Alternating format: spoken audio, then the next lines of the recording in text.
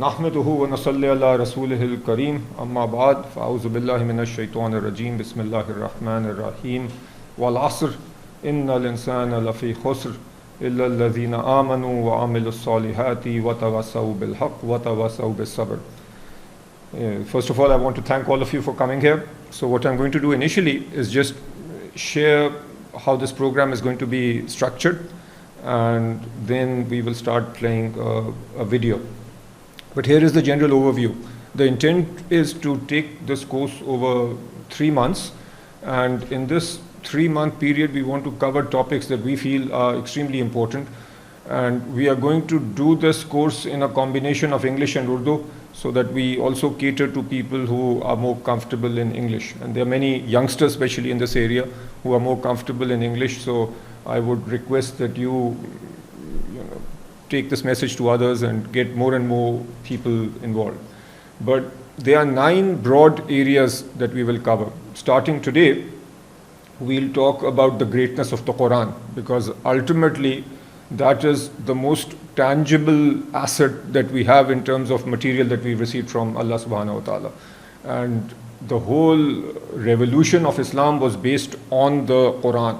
The life of the Prophet is an example of how we need to live the Quran. So that is something that we need to reconnect with. Many of us, those of us even who are quite well educated, just read the Quran in Arabic without understanding. And if we don't understand what we are reading, then obviously we can't practice what God is asking us to do. So our basis is going to be the Quran. And then all other topics will come from the Quran and the Sunnah of the Prophet. And obviously the Sunnah of the Prophet again goes back to the Quran. So our first topic, which will take a couple of Sundays, is Azmat-e-Quran, greatness of the Quran. Then the next topic is Rah-e-Najat, or the path to salvation.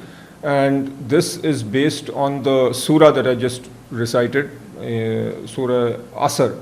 And I'm sure all of us know this surah by heart, but it is, in terms of what we practically need to do as Muslims, it is extremely short and also extremely comprehensive. And if you notice, topics 3, 4, 5, and 6 relate to the 4 instructions that we get in Surah Asr. So in Surah Asr, the first thing is that we need to have faith.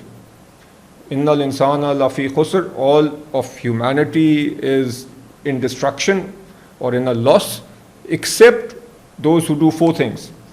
Amanu, so have faith. So lecture number 3 is going to be what is faith. Obviously all of us claim to have faith. We have what is called legal faith, in the sense that we are born Muslims, we have Muslim names, we claim to be Muslim, but do we have faith in our hearts? Do we have what is called, haqiqi iman, the real, true iman in our hearts? So there is a lecture on that. Then the second criteria for salvation, so having faith is necessary but not enough. We also need to have good deeds. Now, what are good deeds in an Islamic context? So is it good, so if we are praying and fasting and dressing in a certain way, is that enough? Or in an Islamic sense, is Allah asking us to do more? So there is a full lecture on what are good deeds in an Islamic context. Then the last 2 aspects of the religion, which many of us overlook, is tawasi bil haqq and tawasi bil sabr. So what we are being told in Wal Asri is, faith and good deeds alone are not enough. We also need to encourage others to do good deeds, or we need to encourage or take the truth to others. So then what is that truth? That will be covered in the 5th segment. And when we start talking about the truth, there will always be pushback. So when we start talking about the ultimate truth, which is the message that God has sent us, we will have to face criticism from family, friends, society. And when we face criticism, we need to be patient. So the next segment will then be not only on being patient ourselves, but encouraging each other to be patient. So notice that this entire segment is based, or at least the first up till section 6 is based on Surah Asr. And then the last few segments are particularly important for us, in the sense that we will talk about the reality of hypocrisy. So the Arabic word for hypocrisy is nifaq, which, the person who has nifaq is called a munafiq. In English, it's loosely translated as, a hypocrite or hypocrisy. Now, most of us think that at the time of the Prophet, there were some people who claimed to be Muslim, but they were not Muslims in their heart, and they are hypocrites. But hypocrisy has nothing to do with us. What we will realize is that perhaps one of our biggest issues these days is hypocrisy. If you think about it, we claim to be Muslim, but do we actually follow or do what we are supposed to do as Muslims? So, in a sense, the definition of hypocrisy is somebody who says one thing but does another. So, that's one issue. The other issue is we are very quick at finding hypocrisy in others, but the reality is what God is asking us to do is find hypocrisy in ourselves. So, the general principle that we learn is always give others the benefit of the doubt and be tough with oneself. And unfortunately, we tend to do the opposite. We tend to give ourselves the benefit of the doubt and find faults in others. Much easier to find faults in others than in ourselves, but the real spirit of religion and the spirit of trying to understand what nifaq means is to see, do we have this in us? So that's the 7th topic. Then we'll move on to the definition of shirk and the different categories of shirk.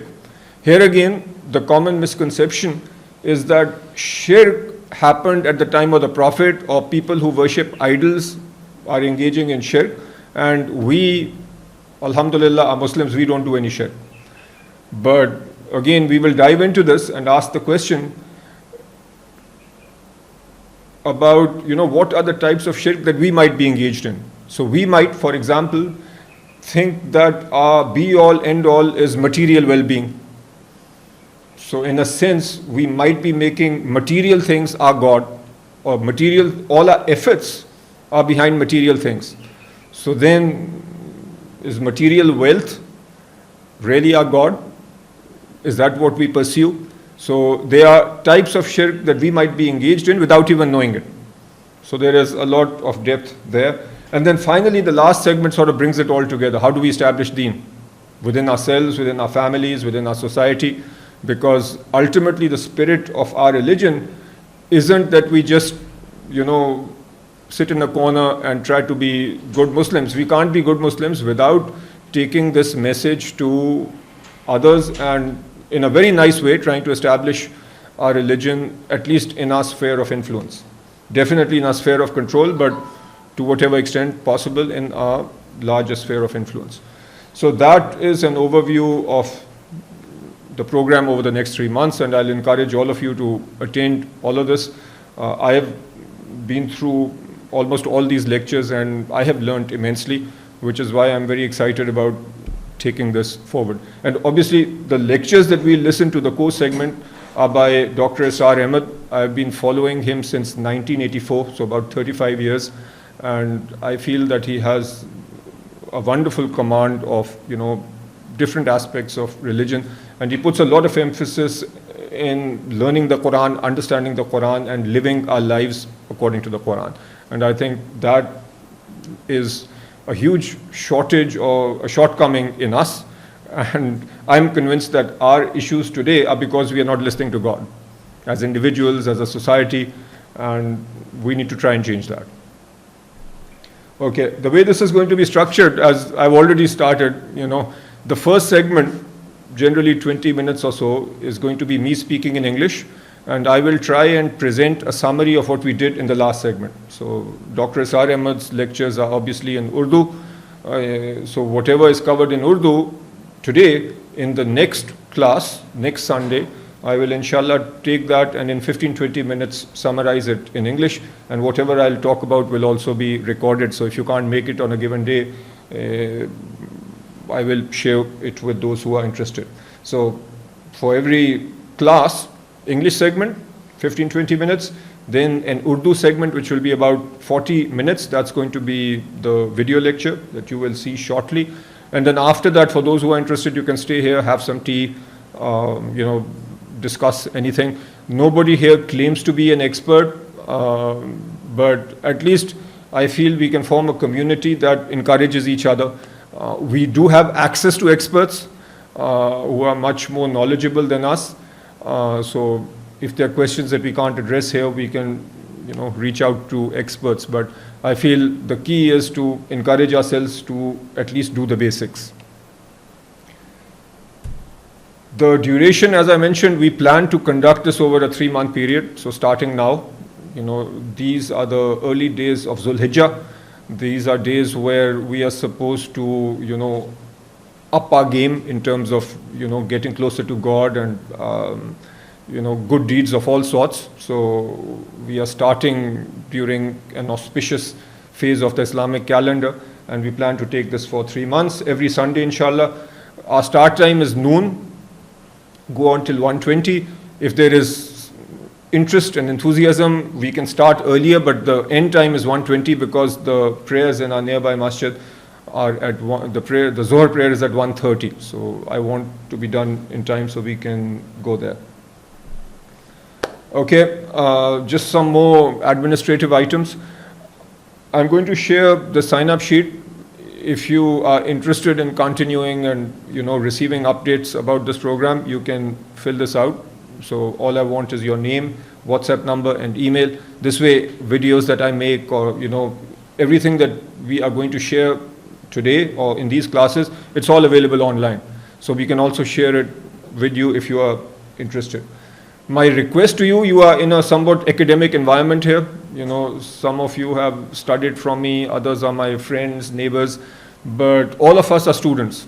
I teach, but more than a teacher, I consider myself a student. So I try to study Islam, I teach finance. So if I'm teaching for 1 hour, I'm studying for 10 hours before that. So ultimately, we are all students, and our spirit should be that till we die, we keep learning. And there are ahadiths of the Prophet where we are encouraged to keep learning, and there are also ahadiths which put the level of those who try to learn, especially Islamic knowledge, their level is higher than the level of many others. So I won't go into the details now, but our religion actually encourages knowledge and encourages an attitude of being a student. So constantly learning, being like a sponge.